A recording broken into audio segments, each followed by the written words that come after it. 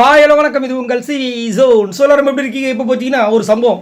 ஏம்மா சாஞ்சனா, நீ சும்மாவே இருக்க மாட்டியாம்மா? ஏம்மா இப்படி பண்ணிட்டு இருக்க? ஏற்கனவே பிக் பாஸ் வந்து வார்னிங் கொடுத்துட்டாரு. ஆல்ரெடி இந்த அம்மாவில் நிறைய கேஸ் இருக்குது. சாப்பாடை ஷேர் பண்ண வேணான்னு சொன்னாரா இல்லையா? இந்த அம்மா வந்துட்டு விஜய் விஷாலுக்கு ஊட்டி விடுறாங்க. ஏற்கனவே இந்த அம்மா வேகன்னு சொல்லிட்டு ஓடுறது போடுறது பறக்கிறது எல்லாத்தையும் வந்து சாப்பிட்டதை வந்துட்டு ஜூம் பண்ணி எடுத்து காமிச்சார் பிக் பாஸ். பாருங்கள் மக்களே, அவங்க என்னென்ன தில்லுமுள் பண்ணுறாங்கன்ட்டு. அது பயங்கர வைரலாக போச்சு. அதுக்கப்புறம் சாச்சனாவுக்கு பயங்கர பிரச்சனை. வயல் கார்டு என்ட்ரி வந்தவங்க எல்லாருமே வந்துட்டு சாச்சனாவை போட்டு தாக்குன்னு தாக்கியிருந்தாங்க.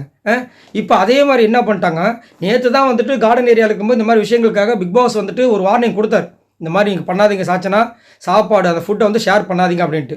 ஆனால் இதுக்கு முன்னாடி வந்துட்டு எல்லாருமே ஊட்டி விடுற விஷயங்கள், சாப்பாடை கொடுக்க மாட்டாங்க, ஊட்டி விடுற விஷயங்கள் நடக்கும். சரிங்களா?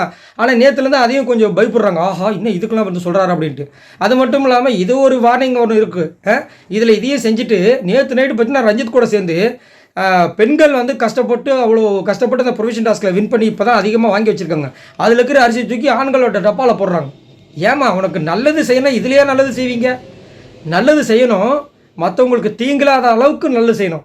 மற்றவங்கள புட் டவுன் பண்ணிட்டு நல்லது செஞ்சால் அந்த நல்லதை விட கெட்டது தான் வந்து பெருசாகும். ஏன்னா இவங்களோட கேரக்டர் அந்த மாதிரி தான் நம்மளுக்கு தெரியும். ஏன்னா இவங்க நல்லது படம்னு நினச்சிருக்க மாட்டாங்க. அதே மாதிரி இந்த பொண்ணுக்கிட்ட நல்ல விஷயங்கள் எதுவுமே இல்லையா, ஏங்க இப்படி குறையா சொல்லியிருக்கீங்கன்னா கண்டிப்பாக இருக்குது. ஏன்னா 2 நாளைக்கு முன்னாடி ரஞ்சித் சார் சாப்பிட்டுட்டு இருக்கும்போது அந்த சப்பாத்தி எடுத்து வச்சாங்க பாருங்க, நான்லாம் மறந்துட்டேன். சாச்சினாக்குள் இந்த கல்லுக்குள் ஒரு ஈரமா அப்படின்ற மாதிரி இருந்துச்சு.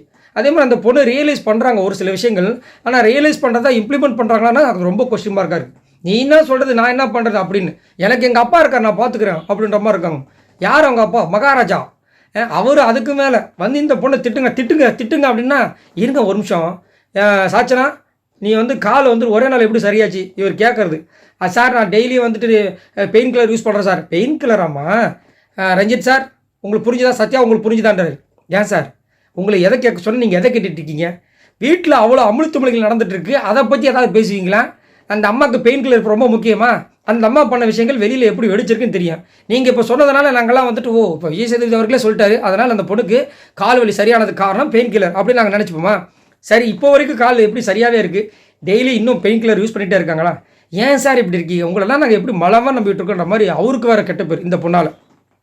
நேற்று வேறு கண்ணாடி முன்னாடி தான் கேமரா உக்காந்துக்கிட்டு ஒரே பீலிங்கு. ஏன் என்னை வந்து எல்லோரும் ஆர்வக்குள்ளார் சொல்கிறாங்க? ஏன் என்னை எல்லோரும் வந்துட்டு இந்த மாதிரி ஒரு மாதிரி மொக்கையாக சொல்கிறாங்க? நான் அப்படி என்ன பண்ணேன்? நான் கரெக்டாக தானே பண்ணுறேன். இதுதானே நான், என் கேரக்டர் நான் எப்படி சேஞ்ச் பண்ண முடியும் அப்படின்னு சொல்லிட்டு புலம்பி தள்ளி சாதாரண அவங்க சிஸ்டரை வேறு ஃபீல் பண்ண வச்சு நல்லா பேசிட்டு அந்த பொண்ணு திடீர்னு எவ்வளோ ஒருத்தங்க ஓவராக அந்த பொண்ணு பேசுன்னு சொல்லிட்டு ஒரு ஏதோ ஒன்று தூக்கி போட்டாங்க. டம்முன்னு சவுண்டு கட்டுச்சு. ஐயோ அம்மே! அப்போ தான் அந்த குழந்தை சந்தை வெளியே வருது.